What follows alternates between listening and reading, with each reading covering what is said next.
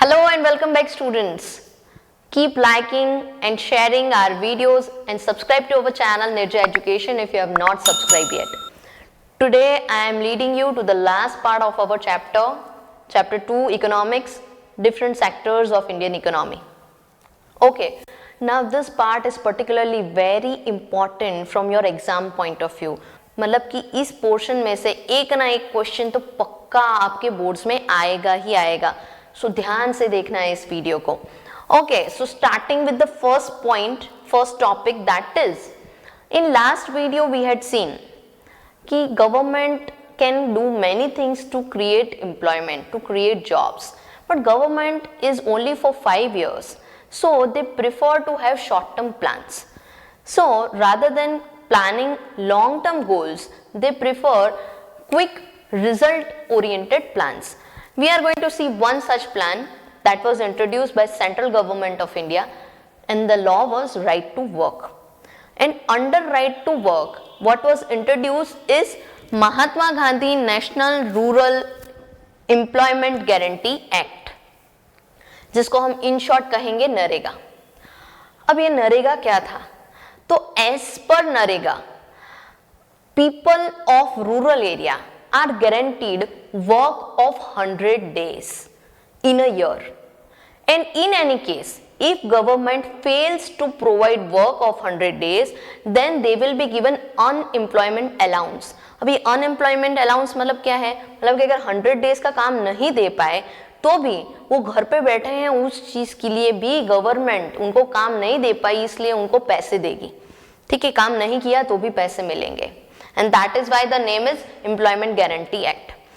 Initially it was introduced in 200 districts in 2005, but later on it was extended to 625 districts. यहाँ पे mainly उन कामों को preference दिया जाता था which can increase production from land. So that was Narega. Narega is a very important point. Okay students, so now we are moving to the next topic, that is division of sectors on the basis of employment. अब आप सोचोगे कि division of sectors वो तो हम देख चुके हैं, primary, secondary, tertiary. Exactly, they are division of sectors, but they are division of sectors on the basis of nature of the economic activities. Here we are going to see division of sectors on the basis of employment. मतलब कि जितने भी लोग काम कर रहे हैं वो दो तरह की sectors में काम कर सकते हैं, either organized और unorganized. So we will understand both of them one by one. तो ऑर्गेनाइज सेक्टर में काम करने वाले लोगों के साथ क्या क्या फैसिलिटीज होती है, उनका वर्क किस तरह का होता है, that we are going to see. So those who are working in organize sector, they have assured work and job guarantee. मतलब कि उनको जॉब से ऐसे ही नहीं निकाल दिया जाता, एंड उनके पास अश्योर्ड वर्क होता है पूरे साल का. ऐसा नहीं कि एक सीजन में काम मिला, दूसरी सीजन में ऐसे ही बैठे हैं, कोई काम नहीं है. That is not there. Then why so? Because these companies or institutes or organizations for which they work in organized sector, they are all registered under government, and they have to follow all the acts and laws which are implemented by government. जैसे कि हो गया PF and Gratuity Act, Factory Act, Minimum Wages Act, इन सब acts को वो follow करते हैं. Other than that, these people get certain special benefits. Which benefits are they? They get paid holidays. Whenever they are sick, they get leaves for that. Other than that, they get benefit of pension and gratuity. They can also avail medical benefits. आपने काफी बार सुना होगा कि भाई मुझे मेरी company से इतने रुपए का मेडिक्लेम मिलता है ना. संडे को वो लोग घर पे हैं तो भी उनको संडे की सैलरी मिलती है. तो this all facilities are there in organize sector. Other than that, these people have fixed working hours. 8 to 9 hours का फिक्स वर्क होता है उनका. ऐसे तो टोटल ऐसा रूल है कि 48 hours पर वीक जितना वर्क होता है इन लोगों का.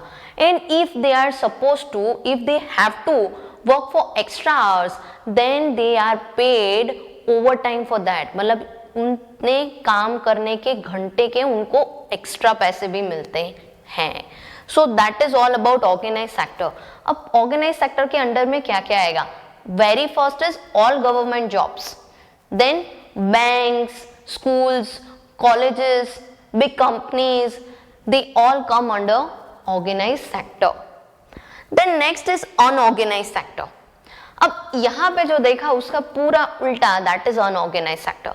तो अनऑर्गेनाइज्ड सेक्टर में क्या होता है, they don't have any job security, मतलब कि उनको कभी भी जॉब से निकाल दिया जा सकता है, ठीक है। Specially this happens in seasonal businesses, जब काम है तो काम पे बुलाया जाता है, काम खत्म निकाल दिया जाता है। So they have no job guarantee. Other than that, they don't have assured work. They have no fixed hours of working.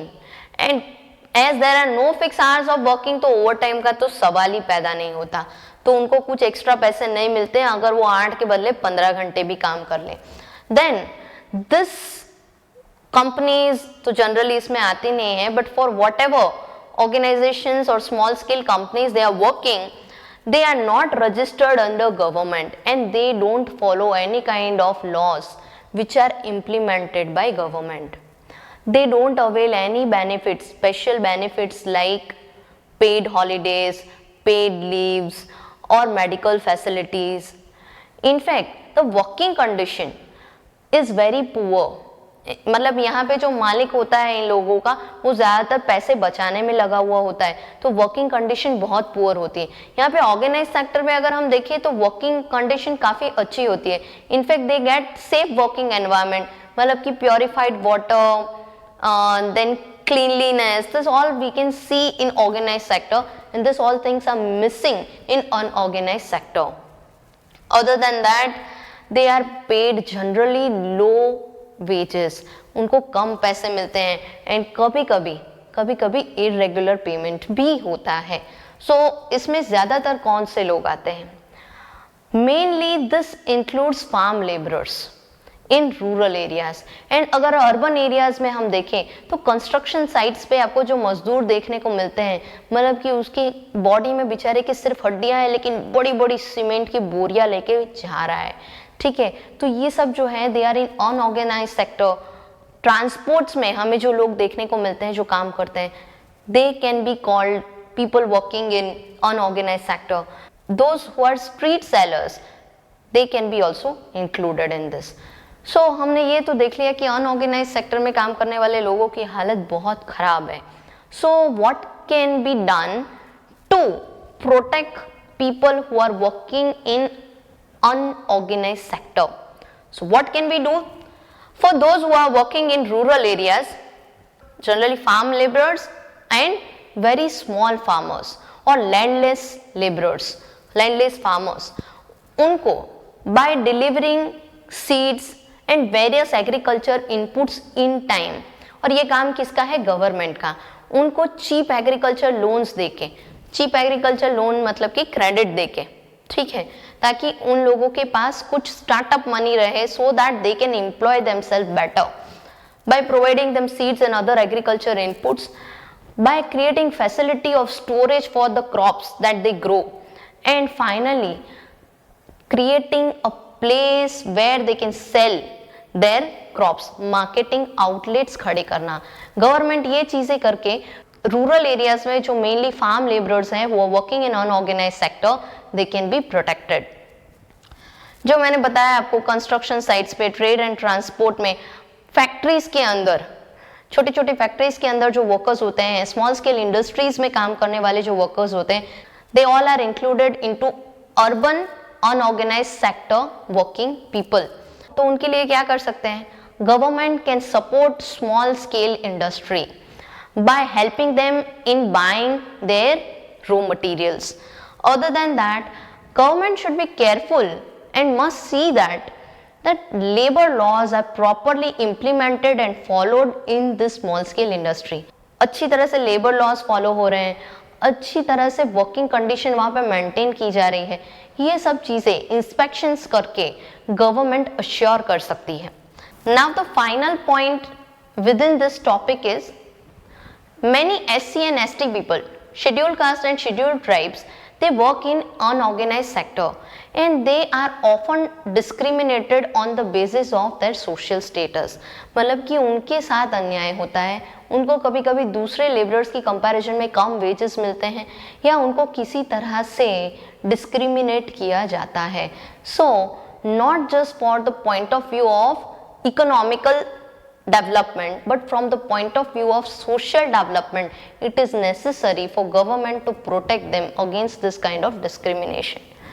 So that is all under how to protect people in unorganized sector.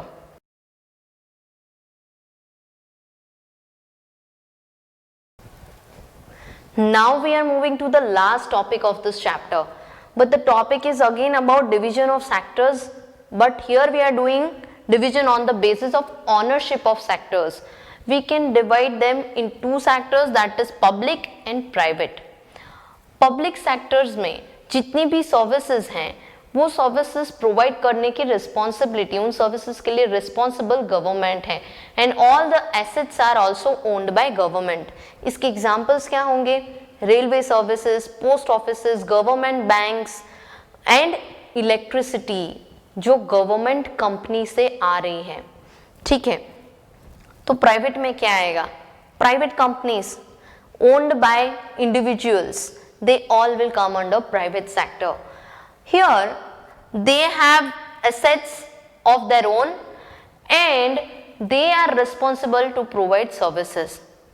अब यहाँ पे government का जो भी motive होता है public sector में वो होता है सर्विसेज प्रोवाइड करने का एट रीजनेबल अफोर्डेबल रेट्स, जबकि हमारे यहाँ प्राइवेट में main motive, main agenda of this private sector companies are to earn profit. And who can be the examples? Tata, Havmor, Reliance, all the companies which you see, McDonald's, they all are examples of private sectors. Their main motive is to earn profit. Now you must be thinking कि ये सब services जो हमने देखी, railway है या post offices हैं, ये सब प्राइवेट में क्यों नहीं आ सकती? Now the question is why government has to take care of this services like railways, postal services? Why? Reason आप खुद सोच के देखो कि कश्मीर से लेके कन्याकुमारी तक का जो रेलवे ट्रैक है उसको बनाने में कितने करोड़ों रुपए का खर्चा होगा, कितने रुपए की लैंड परचेज करनी पड़ेगी. तो किसी भी प्राइवेट सेक्टर के लिए, किसी भी कंपनी के लिए इतना ह्यूज इन्वेस्टमेंट करना is almost near to impossible. And मान लो कि अगर वो लोग ये इन्वेस्टमेंट कर भी लेते हैं, then too they will charge lot of rupees for providing this services to आम जनता, आपके और मेरे जैसे लोग जो शायद उनको अफोर्ड नहीं कर पाए. That is why government come forwards and try to provide these services at affordable rates to people. Government वो कहाँ से पैसे लेती है? Government gets all this money from the taxes that they collect from people. So government provides a service like railways, post office and certain banks are also under government. Then by this means government assures that each and everyone who is citizen of India get access to this services at cheaper rate. आप लोगों ने government schools देखी होंगी, ठीक है? Government schools में free में education होता है. Considering that education is essential to each and every citizen, education और हेल्थ जैसी सर्विसेज भी गवर्नमेंट प्रोवाइड करती है. Even in private sectors, industries, companies, they need support of government. Then only they can get encouragement to do the production. And what does government do for them? Government provides them land at subsidized price. Government provides them electricity at affordable rates. Farmers को भी government help करती है by purchasing their crops at fair price. And what do government do of these crops? Government stores these crops and sells it at ration shops to poor people at cheaper rates. तो इस तरह से government helps these poor people in getting their basic nutritional values. तो कहीं ना कहीं इस तरह से गवर्नमेंट हेल्प करती है सब लोगों को बेसिक एजुकेशन, हेल्थ, कम्यूटेशन जैसी सर्विसेज को सेटिस्फाई करने के लिए. So that is the end of this chapter. Don't forget to prepare your own notes from the points that I provide you on the board and keep learning with Nij education.